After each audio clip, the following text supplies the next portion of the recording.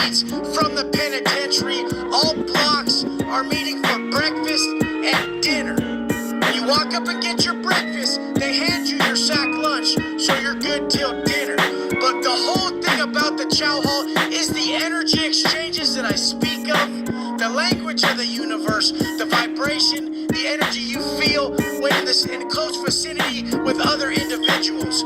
There is no more place that this is apparent than the penitentiary, because everybody has been stripped of all outside influences and distractions. You're just feeling people's energy out, who they are, what they're about, how scared they are, how down they are, how comfortable they are. This all happens instantaneously when you've been down long enough. I don't care how swole you are, I don't care how big you are, I don't care how down you are on the street.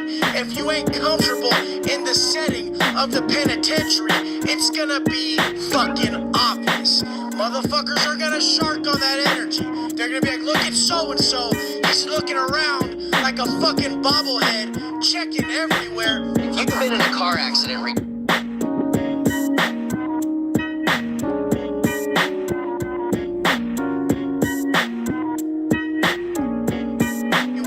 and the regs aren't even tripping. They're just getting their food, they're sitting with their people, and they're staying in line.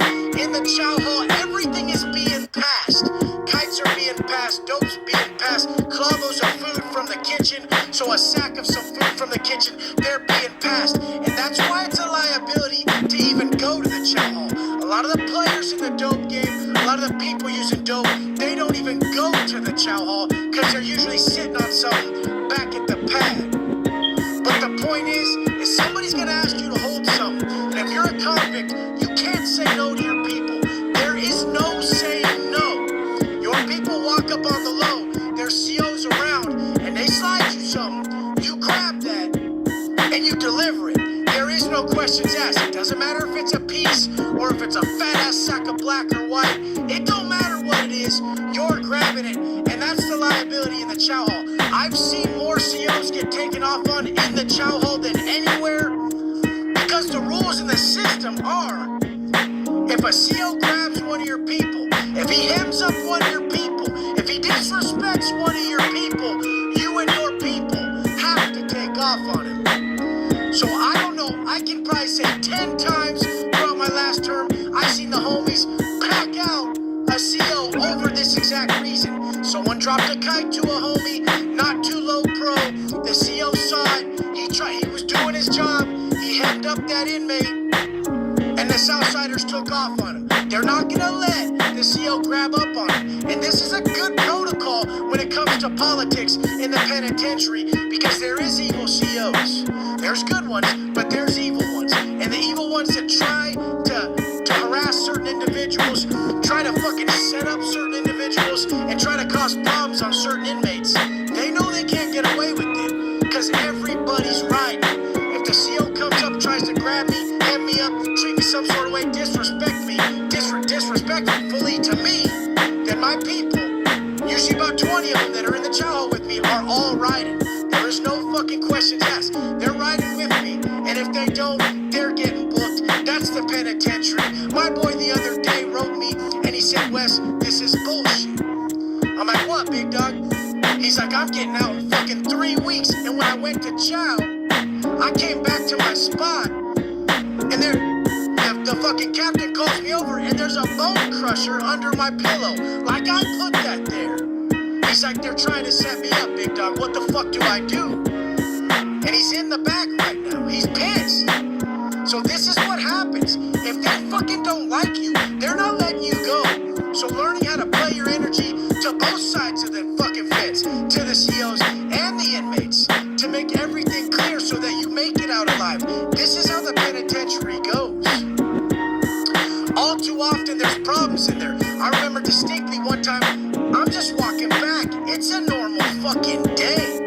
I just ate my tray. I'm going back to the spot. I'm at Delano. I slide my tray into the window where you put your tray, in the tray slot window, where there's a little opening, and there's a fucking it's closed, so you only see their hand.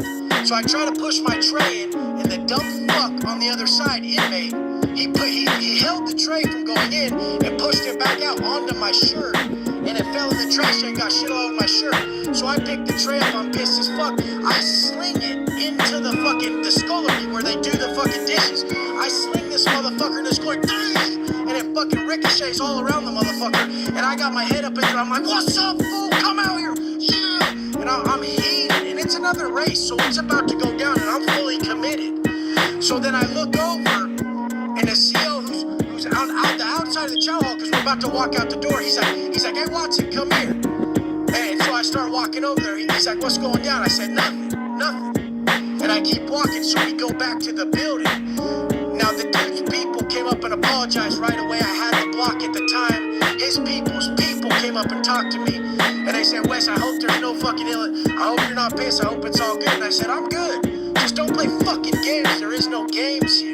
We're not playing those games. All too often, motherfuckers try to joke with motherfuckers who aren't joking. If you're a jokester, keep that shit with the jokesters. And don't push that on people who don't want it. We need to learn that these energy exchanges are everything. You can placate your position in life just through understanding energy.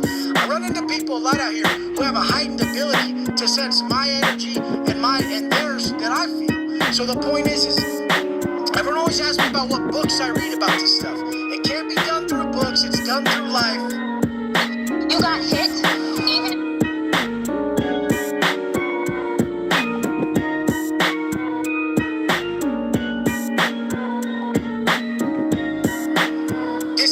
instill this into our being. We just feel it. It's created. And you know those people who are just numb to that. They don't even really fully understand it or grasp it.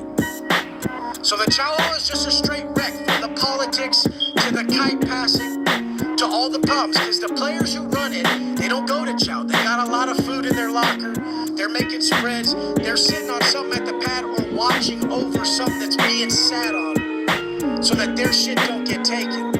They don't go up in the chow hall. That's when they hit the block. Whenever you're in the chow hall, that's when the fucking cops come hit your cell. That's when they hit the block. That's when you come back and you're like, motherfucker, they just went through all my shit. They took my shit. About to get hemmed up. Most people just hoop their shit and they go, or they got someone sitting on it who don't go to chow. So the point is the chow hall's the biggest wreck. That's where you notice people's energy the most.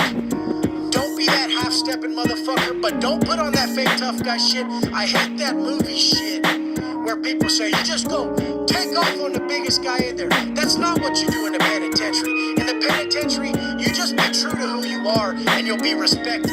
In this life right here, this life, your truth is always accepted. And someone like me always stood up for the underdog or the guy who's kind of embarrassed, who's slightly timid, just because he was himself. And the halfway motherfuckers would always try to shark on that fool, but I always had his back. I'm like, nah, you leave that motherfucker alone. He's just being himself. Let him be. Now, is he impervious to the work he's gonna have to put in? No, he's not. Nobody is.